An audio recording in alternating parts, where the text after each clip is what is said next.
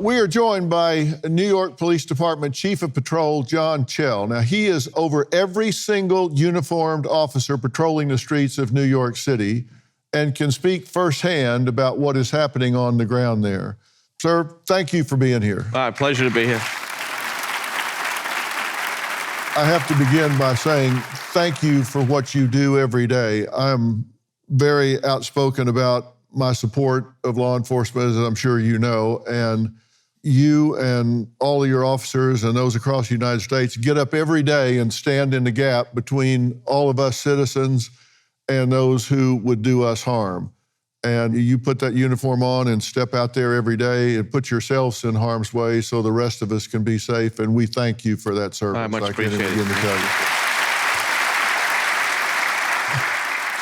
This is getting out of hand. True? It's getting out of hand. We've put a handle on it. You mentioned those robbery moped gang members. We kind of took them out of commission, and it really paid dividends for us. But our city has taken on 185,000 migrants in the last year and a half. A crisis we didn't create. It's a national issue, but it landed on our mayor's doorstep, our city's doorstep, and we have to deal with it. It's been an issue for us. Despite what the statistics say, you have seen a wave of crime in New York City that's associated with those 185,000 that have descended on New York City. Yeah, the crime we've seen that we've never had to deal with it before. So we see purse snatches, mopeds, robberies. We see a lot of pickpockets in our subway system, by our tree, by Times Square. We're seeing human trafficking, which we're starting to deal with right now. We see mob-like activity in stores where they're rushing in and they grab what they can and they leave. So it's something we never dealt with before, and it's affecting our crime numbers, but it's also affecting perception of how people feel in the city. And we want to make them feel safe, but it's a day-to-day battle for this. The NYPD says it is battling a citywide robbery scheme in which migrants are hired to snatch women's purses and phones. And take a look at this surveillance video. And this is an 82-year-old woman that's being dragged. And these are on mopeds, right? They come along and they snatch the purse or grab a hold of them and drag her into a pole. And we say hired. There are gangs that are hiring these migrants to get on these mopeds and grab these people, and in this case, drug her. And she's 82 years old. Yeah, this is absolutely terrible. And we put some background. We started seeing this maybe April of May of last year. We started seeing an influx of this type of activity on mopeds and robberies and purse snatches. And in New York City, when we have what we call a crime pattern, it's two or more of the same incident by the same people. We had a 92% increase in patterns involving mopeds. That just took off on us last year. And then come this January, we figured out that there was one person orchestrating this whole gang of Venezuelans that would go, he would put a call out on WhatsApp that he needs 10 phones, he needs this, he needs that. And they would get on these stolen mopeds and go do what they did. But he was a master of breaking into Zelle, into Venmo. So they would steal these phones, they would clean you out of cash, then they would sell the phones, and the proceeds were going out of New York City. They're going to Florida and Colombia. And you mentioned that morning with the mayor with the vest, that was that person's apartment that we went through his door. And ever since we did that, the moped robberies have disappeared. Really? It's remarkable, yes. How one person can influence thousands of people to go out and do these crimes. Wow.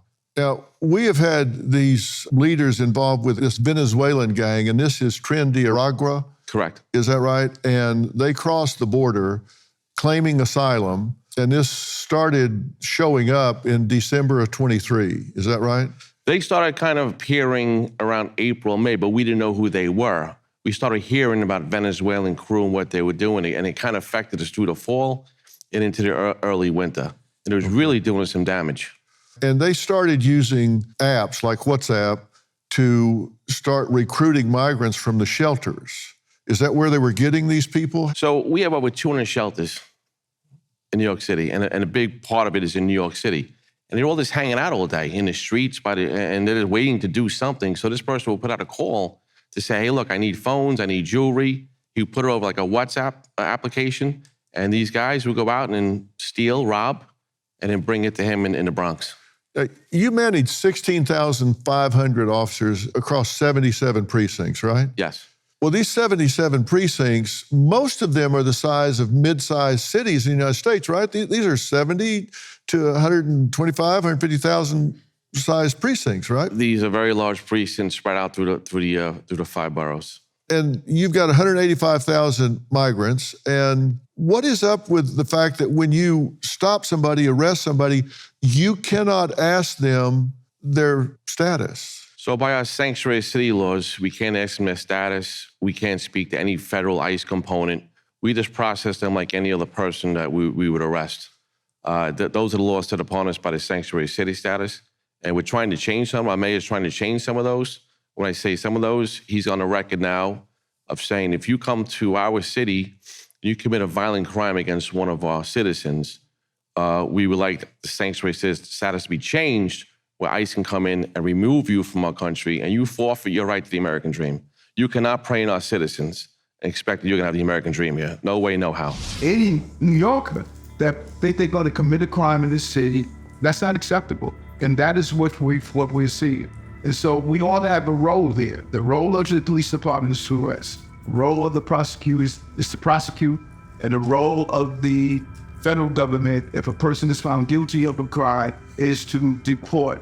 And I've been deported after they served a sentence here for the crime that they committed. So I don't have the power. There's a law in the city, and you know my rules, follow the law. There's a law in the city that states what we can do with of migrants and asylum seekers and undocumented. That's the law. I didn't test them, bro. New York City Mayor Eric Adams is attacking the city's long-standing sanctuary city policies, calling for expanded cooperation between local police and federal immigration authorities. Here's my question. If somebody is committing a crime, I know you don't care where they're from or what their origin is. If they're committing a crime against a New Yorker, you want to hold them accountable, right?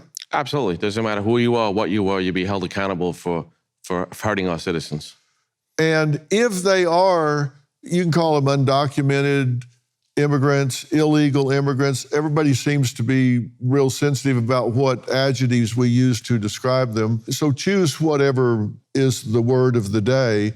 But if they're here and they didn't come through a port of entry and they're in the city and they commit a crime, would you prefer to deport them? What should happen to them? Well, if anyone commits a crime, let alone a migrant, if you will, let them go through the process like everybody else. You see a judge, you get arraigned, indicted, maybe you go to jail, maybe you don't. And let's be honest. Like the whole 180,000, we're talking about a small majority of these people. I don't want to paint broad brush. Right. But the ones that are hurting our city, theft, assault, robbery, you name it, you go through the same system like everybody else. And then after that, if you're committing violent crimes or bad felonies, then you should be removed from the country. We're a benevolent society, right? We're benevolent. But we can't have you visiting and committing crimes against New York City and expect to stay here while you're pursuing the American dream. I don't think that's the deal. And most of the migrants that are in the country are peace-loving people, right? I mean, they just want to work and do what they do, but you do have this portion that are gang-affiliated before they come or when they get here. They don't want to work. They want to get what they can get from the government and steal the rest. And there is that portion of them. Absolutely. So some of the people we arrested, if they've been here 4, 5, 6 months, they've been arrested 10 times. 10 times. So how is this possible? Why are they not in jail? I mean, why are they either not deported or not in jail? If they've committed 10 crimes, allegedly, because they haven't been to trial yet, because, I mean, some of your officers have arrested the same person twice on the same shift. Absolutely. And here's what we say now. All the stakeholders, I have to do my job. The district attorney has to do their job. The judges have to do their job and adjudicate properly. And our elected officials have to do their job. If the process works, the process works. But when one of those entities don't do their job and let people back on the street, we suffer from a recidivism problem. A small portion of people in New York City, through every community, whether you're a migrant or not, are the ones that are hurting us. And that's what we're focusing on. Everyone's got to do their job. Leave your political beliefs aside. Do your job properly. And when I have these types of conversations. There were 3 teens shoplifting in Times Square. A 15-year-old migrant fires a shot and hits a female security guard, shoots her in the leg. Then the shot hits a nearby Brazilian tourist, and then the teen fires 2 shots at an NYPD officer while fleeing the scene. Tell us about this case. So like you said, he's shoplifting. He's dressed in nice clothes. He's got nice clothes on. He's shoplifting in a high-end store right in the heart of Times Square. Like you said, he gets confronted by security. He takes out that pistol, he fires, hits the tourist. And we have a lot of cops in Times Square. So we picked up on it quickly. And as we're chasing him, he's firing at us. Now, we can't fire back because there's too many people. Crowd. But what's the scariest part, he's running and firing under his arm like a pro. He's 15 years old. So this is not the first time he fired a firearm. Right. Absolutely not. And then we might have tied him into part of a robbery crew up in the Bronx. And there was a shots fired job in Times Square that we're kind of working through. But this is a 15-year-old asylum seeker migrant in our country with his parents, and this is what he's doing.